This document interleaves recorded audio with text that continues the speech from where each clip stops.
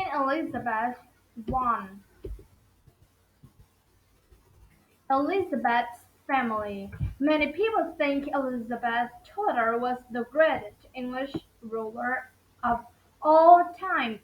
She came from a powerful family. Before Elizabeth was born, her father, King Henry VIII of England, fell in love with Anne Boleyn while he was still married to his first wife. Henry wanted to end his marriage and marry Anne. This was not allowed in the Catholic Church at the time. Against the wishes of Catholic Church, Henry started another church and ended his marriage. The church became known as the Church of England. Henry was free of Catholic Church. He married Anne Boleyn. Anne gave birth to Elizabeth Tudor on September 7, 1533, and was worried after she gave birth to Elizabeth. She thought that Henry might be unhappy with her for not giving him a son. She was right. Henry already had a daughter, Mary, with his first wife. She wanted a son to take over as king when he died. In time, Henry ended her marriage and had her put to death. Elizabeth was only 3 years old when her mother died. Prince Edward. In 1537, Henry married his third wife, Jane, who gave birth to Prince Edward. At last, Henry had a son he always wanted.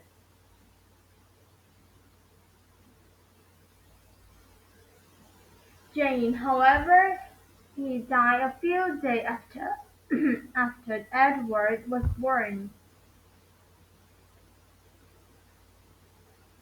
Henry Henry's sixth and last wife was Catherine Parr.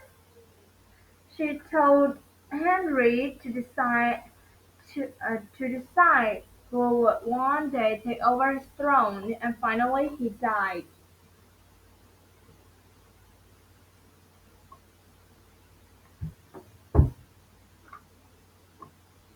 He did, and finally he did. Prince Edward would be the first in line, Mary would be second, and Elizabeth would be third. When Henry VIII died in 1547, 9 years old,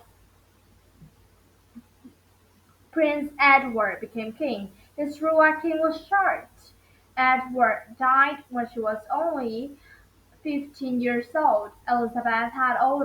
Elizabeth's older sister Mary became queen. Married and Elizabeth.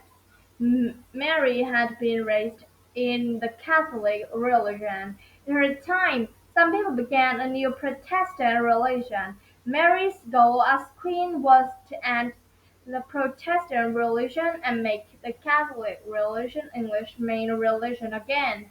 Mary did not like people who did not follow the Catholic teachings. She was known for her strict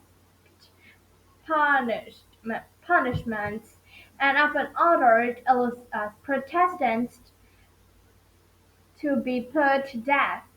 This earned her nickname Bloody Mary. Elizabeth, Elizabeth, on the other hand, was Protestant. The faith was important to her, but Elizabeth attended the Catholic Church to please Mary. Many didn't trust Elizabeth and believed she was practicing the Protestant faith in secret. When some people plotted to remove Mary as queen, she was sure that Elizabeth was behind it. Mary had Elizabeth arrested and put in jail for 2 months. When Elizabeth was let go, she remained under Mary's watch for a year. Queen Elizabeth. In 1558, Mary became ill and died. Elizabeth, who was next in line to the throne, was crowned queen in January 15, 1559. Elizabeth announced to the world that she was the Protestant. However, Elizabeth had an open mind. She worked with both Catholics and Protestants and tried to make peace. She not always successful. Protestants thought she was too easy on Catholics, and some Catholics thought she turned her back on them. From the beginning of Elizabeth's time as queen, English leaders tried to find a husband for her. If Elizabeth married and had a child, England would have a future king or queen. Elizabeth received many offers to marry but did not accept any. Battles. Elizabeth faced many challenges, but one of her biggest problems came from Mary, Queen of Scots.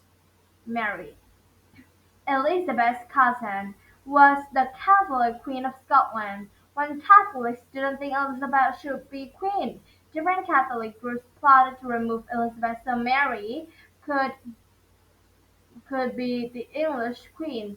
They wanted England to be a Catholic country. In 1586, Mary learned that there was a plot to kill her. Mary was involved.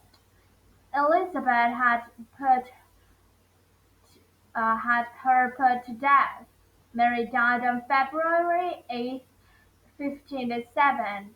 Her death injured Catholics everywhere.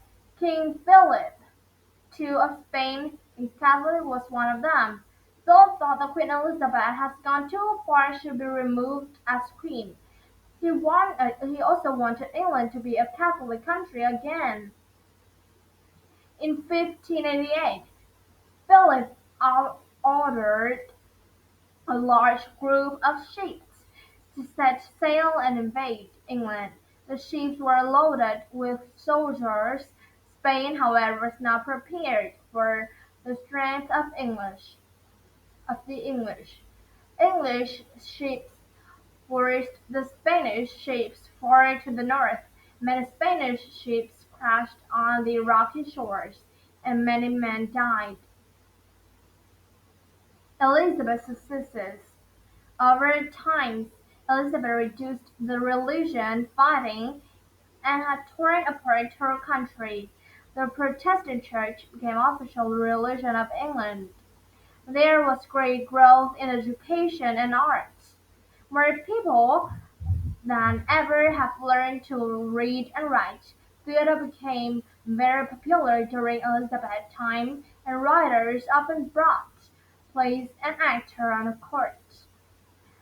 Some plays were about the event happening in England at the time, and some were comedies that Elizabeth enjoyed. She also loved poetry and playing music. During her time as queen, Elizabeth developed a strong government and had a powerful navy. Wanting to bring good things to the country she loved, and she encouraged exploration of new places and trade with foreign countries. Trade of goods such as silk and food made money for England.